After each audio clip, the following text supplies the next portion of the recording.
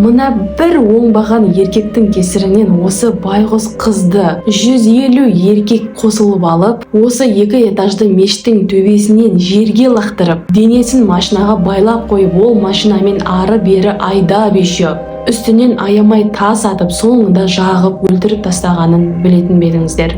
Барлығы мына бір еркек сымақтың өтірік айтқан сөзінен. Ал мына бейшара 14 жасар қызды почти класстастары басқа да жігіттер 100 шақты жігіт қосылып, қаншама жылдар бойы зорлап, қинап келгенінше ютубқа именно преступление жайлы ролик жасамағаныма біраз болыпты. Сол үшін қазір ғана ютуб каналыма жаңа видео салдым. Бүгінгі роликте бүкіл әлемді таңқалдырған 2 түрлі қылмысты айтып беремін. Ескертіп қояйын, жүрегі әлсіздер болса абайлаңыздар. Видеоны көру үшін ютубқа кіріп Диана Кю деп жазсаңыздар болды. Алдыңыздан өзі шыға келеді.